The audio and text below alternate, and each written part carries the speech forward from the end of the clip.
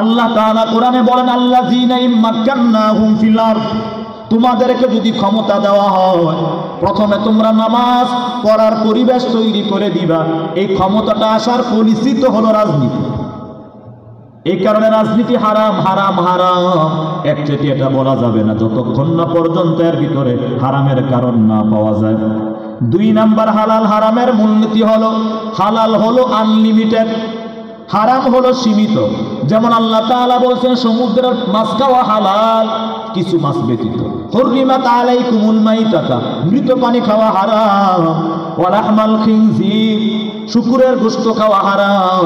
এরকম ভাবে 7টা কথা বলছেন, এগুলো খাওয়া যাবে না, বাকি সব খাওয়া যাবে।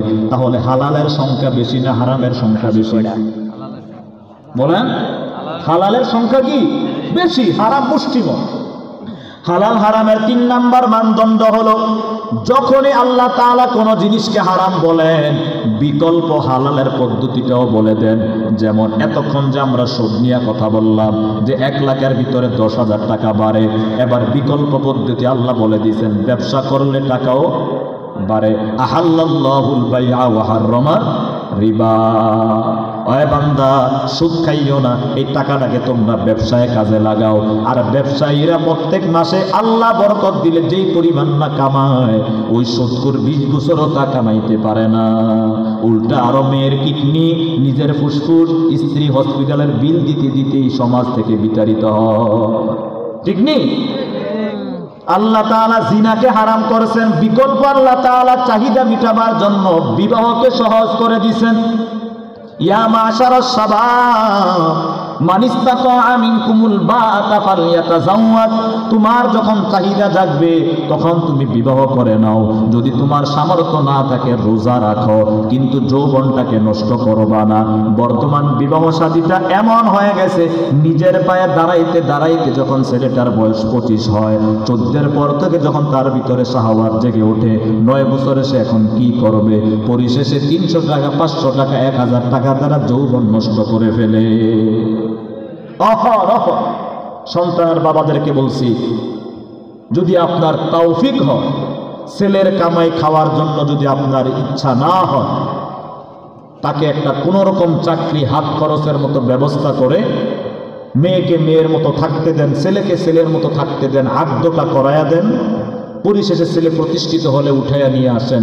তারপরেও তো কিছুটা হালাল সম্পর্ক হবে, হারামে যাবে না। কিন্তু বর্তমানে ক্যারিয়ারের নামে 30 বছরের পর্যন্ত আমরা ঠেকাই, কিন্তু ও যে গুনাহ করতেছে, গুনাহের ভাগীদার মা বাবা সে অবশ্যই পাবে। আল্লাহ তাআলা তার বিপরীতে বলেন, যেমন মদ খাওয়া হারাম। আমরা হয়তোবা নেশার কারণে এই যে বর্ডারে বিভিন্ন জায়গায় গাঁজা, ফেনসিডিল, বিভিন্ন ধরনের নেশার সাথে মানুষ জড়িত। এটা মানুষ নেশার কারণে করে থাকে, ইচ্ছায় করে থাকে। সুইডেন, বিভিন্ন রাষ্ট্র, যে সমস্ত ঠান্ডা জনিত দেশ আছে, তারা সীমিত, তারা মদ পান করে শরীরটাকে গরম রাখার জন্য। আল্লাহ বলে, যে কোনো মাধ্যমে তোমরা মদ গ্রহণ করো না কেন, এটা জায়েজ নাই।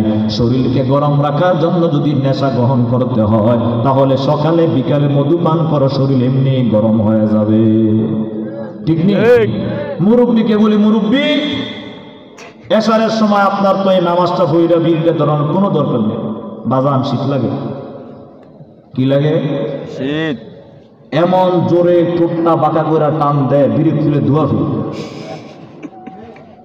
অথচ আপনি প্রত্যেক দিনে যেই পরিমাণ সিগারেটের পিছনে টাকা খরচ করতেছেন, কোনো আলেম বা কোনো মানুষকে যদি বলতেন 2000 টাকা 3000 টাকার মাধ্যমে মধু কিনে নিয়ে আসেন আমার জন্য, সকালে 2 চামচ, বিকালে 2 চামচ যদি খাইতেন, আপনার কোমর ব্যথা, মাজা ব্যথা সবগুলো ঠিক হয়ে যাবে।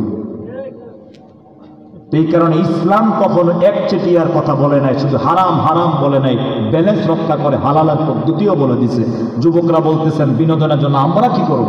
আপনারা হলিউডের, বলিউডের এগুলো শুনতেছেন, এর বিপরীতে নাশিদ রয়েছে। নবীজির যুগে হাসান বিন সাবিতের জন্য নবীজি মিম্বার তৈরি করছে, হাসান তুমি কবিতা বলো, তুমি কবিতা বলতে থাকো। মসজিদে কুবার সদস্যরা নবীজিকে রিসিভ করেছেন যখন তিনি মদিনায় প্রবেশ করতেছেন। তলা আল বাদরু আলাইনা মিন সানিয়াতিল ওয়াদা ওয়াজাবা শুকরু আলাইনা মাদা আলিল্লাহি দা। এগুলো শোনার প্রতি যদি যখন আপনার আগ্রহ হবে, আল্লাহর কসম করে বলি, আমিও যুবক মানুষ, গান শুনলে অস্থিরতা আরো বাড়ে। কিন্তু যখন আপনি কোরআন শরীফ শুনবেন অটোমেটিক অস্থিরতা কমে যাবে। তো ব্যালেন্স রক্ষা করে আল্লাহ তাআলা হালাল এবং হারামের কথা বলছেন। আপনি কেন ইসলাম থেকে দূরে যাবেন যে ইসলামে বিনোদন নাই? তারপরে হালাল হারামের 4 নাম্বার মূলনীতি হলো, আল্লাহ তাআলা যদি কোনো জিনিসকে হারাম করেন এর পিছনে অবশ্যই যুক্তি আছে, বান্দাদের কোনো যুক্তির দরকার নাই। যেমন কোন জিনিস আল্লাহ তাআলা হারাম করলে এর পিছনে অবশ্যই খবায়েস দুর্গন্ধ থাকবে। বিড়ি সিগারেট খাওয়া হারাম, এটা কারণ দুর্গন্ধ। পেঁয়াজ রসুন খাইয়া মসজিদে যাওয়া জায়েজ নেই, কারণ পেঁয়াজ রসুন খাইয়া মসজিদে গেলে ফেরেশতারা কষ্ট পাবে। আল্লাহ যত জিনিসকে আল্লাহ তাআলা হারাম করেছে এর পিছনে অবশ্যই 1 নাম্বার এটা পাবেন যেটা দুর্গন্ধময়।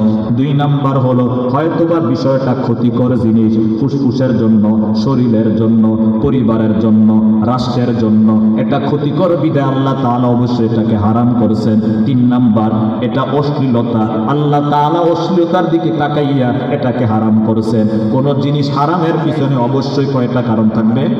3টা। হালাল হারামের 5 নাম্বার মূলনীতি হলো যেটা হারাম এটার ভূমিকাটাও হারাম। জিনা করা মানুষ এমনিতে একটা মেয়েকে বলে না চলো তোমার সাথে সময় কাটাই না, আগে চোখে চোখ, তারপরে কথাবার্তা, তারপরে নাম্বার শেয়ার, তারপরে আইডি শেয়ার, তারপরে কিছুদিন সময় টাইম পাস, তারপরে তারা গোপন সম্পর্কে জড়িত হয়ে যায়। এই কারণে আল্লাহ তাআলা বলেন আগে চোখের গুনাহ থেকে বেঁচে থাকা তোমাদের জন্য জরুরি। হারামের দিকে আকৃষ্টকারী যত জিনিস আছে ওইগুলোও কি হারাম। হালাল হারামের 6 এবং 7 নাম্বার মানদণ্ড হলো হারাম খাওয়ার জন্য বাহানা করাও হারাম। গরিবরা খাইলে কয় সুদ, বড় লোকরা খাইলে কয় ইন্টারেস্ট, হুজুররা খাইলে কয় হাদিয়া। জিনিস কি একই। এক ব্যক্তি গুলিস্তানে গেছে প্রথম, সেখানে ভ্যানের উপর বিক্রি করবে। সকালবেলা খিদা লাগছে, চিন্তা করলো আজকে তো সকালে ভালোই কাস্টমার আসছে, আজকে ডিম দিয়া রুটি খাবো, নাস্তা করবো। দোকানে বসছে, বসার পরে বলছে কি কি আছে? বলে বাজি হইব আর মামলেট হইব। সে ভাবতেছে বাজি খাইছি, ডিম খাইছি, মামলেট তো খাই নাই। কিছুক্ষণ পরে যখন কোন রকম লবণ টবণ দিয়া বাইজা সামনে যখন ডিমটা দিছে, এটা কি? এটা মামলেট। পরে সে হাতে নিয়ে হায় রে গ্রামের ডিমা, শহরে আয়া তুই মামলেট হয়ে গেলি, আমি বড় লোক হইতে পারলাম না। তো একই জিনিস শোধ, যেটা ইন্টারেস্টের নামে এটাও শোধ। হুজুরদেরকে খুশি করার জন্য যদি অন্য উদ্দেশ্য থাকে এটা খাইলে এটাও কি শোধ। শোধ শোধে বাহানা করে খাইলেও শোধ।